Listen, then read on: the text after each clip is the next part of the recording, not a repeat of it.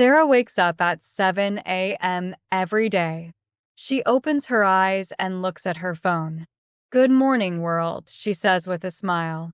Sarah is 25 years old and lives in New York City. She moved here from another country 6 months ago. She loves her new life and wants to learn more English. Sarah gets out of bed and goes to the bathroom. She brushes her teeth and takes a shower. The warm water feels good on her skin. She thinks about the new words she learned yesterday. Shower, soap, shampoo. She repeats to herself. After her shower, Sarah gets dressed. She puts on blue jeans and a white t-shirt. Simple and comfortable. She looks in the mirror and practices introducing herself. "Hi, I'm Sarah. Nice to meet you." She laughs at her reflection. In the kitchen, Sarah makes breakfast. She likes eggs and toast. She also drinks orange juice. While eating, she watches the news on TV. The weather report says it will be sunny today. Perfect, Sarah thinks. She tries to understand what the news anchor is saying. Some words are still difficult, but she understands more than last week. She feels proud. After finishing her breakfast, Sarah cleans the dishes, repeating the names of each item in English. Plate, fork, cup, she says as she washes them. It's time to go to work. Sarah grabs her bag and keys. She leaves her apartment and walks to the subway station. Many people are there, all going to work or school. Sarah listens to the announcements on the subway speakers. She can now understand when they say next stop and the names of the stations. Sarah gets on the train and finds a seat. She takes out her phone and opens a language learning app. She practices English words for 15 minutes during her ride. Today, she's learning about food vocabulary. Sarah works at a small coffee shop called Daily Grind. She arrives at 8:45 a.m. and puts on her green apron. "Good morning, Sarah," her coworker Tom says. "Good morning, Tom. How are you today?" Sarah replies, practicing her small talk. She likes working here because she can practice English with customers and coworkers.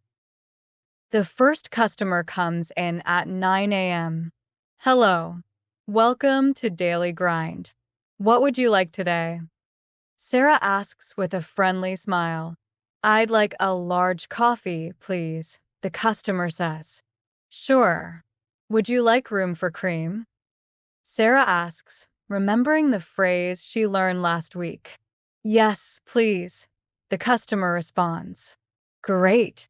That will be $3.50, Sarah says. She makes the coffee and gives it to the customer. "Have a great day," she says as the customer leaves. Throughout the morning, Sarah serves many customers. She makes coffees, teas, and smoothies. She also sells pastries and sandwiches. Sometimes, customers ask her questions about the menu.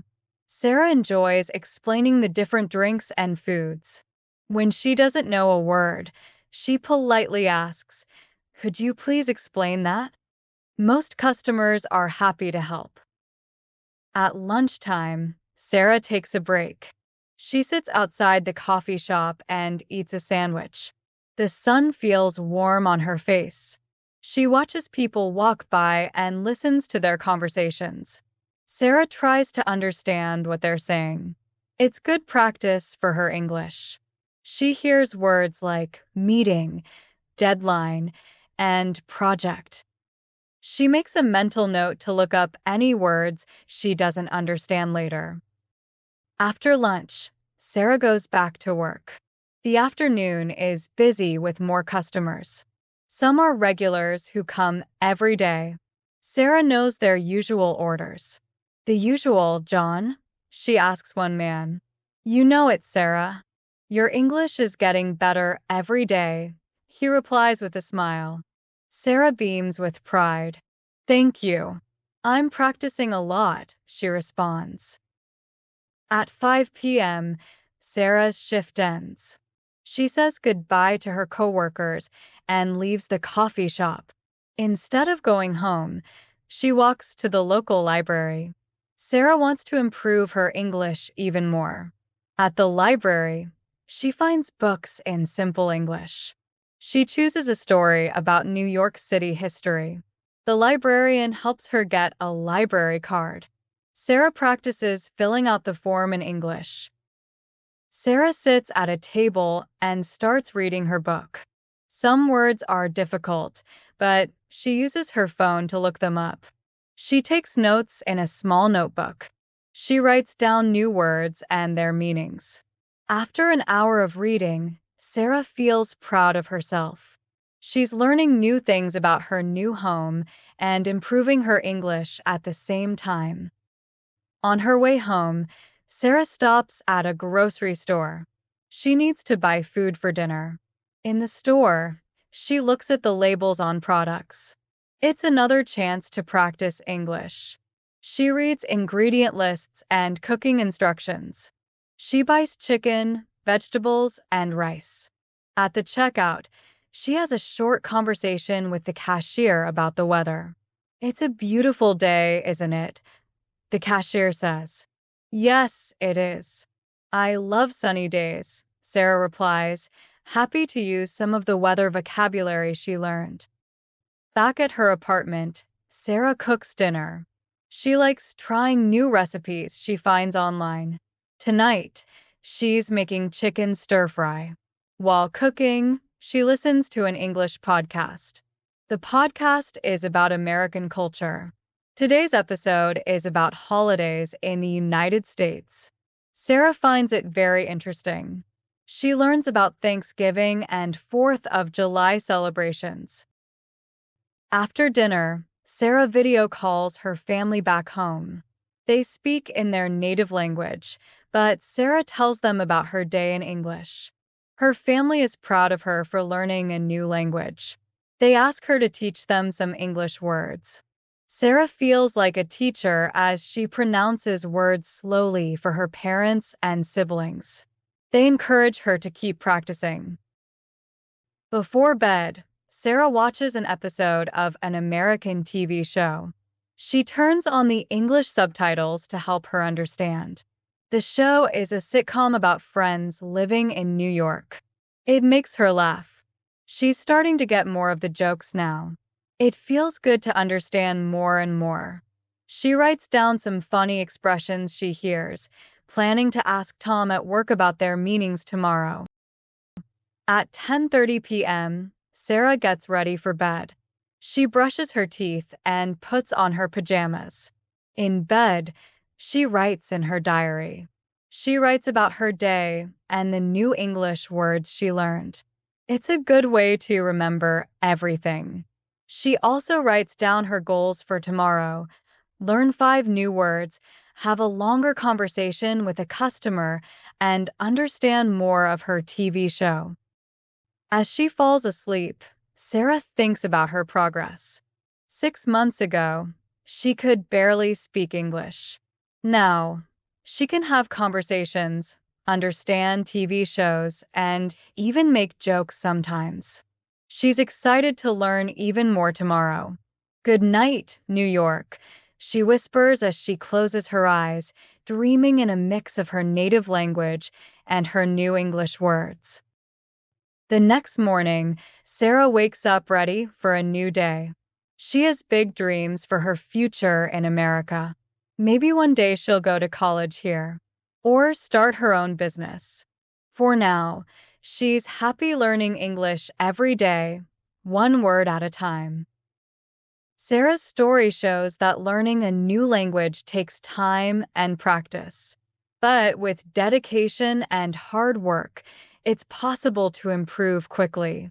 Sarah uses every opportunity to learn, at work, in the city, and at home. She's not afraid to make mistakes. She knows that mistakes help her learn. Like Sarah, you can learn English in your everyday life. Here are some tips. 1. Use language learning apps on your phone. 2. Watch TV shows and movies in English with subtitles. 3. Listen to English podcasts or radio. 4. Read books or articles in simple English. 5. Practice speaking with native speakers whenever you can. 6. Don't be afraid to make mistakes. They help you learn. 7. Write in a diary to practice writing skills. 8. Set small, achievable goals each day.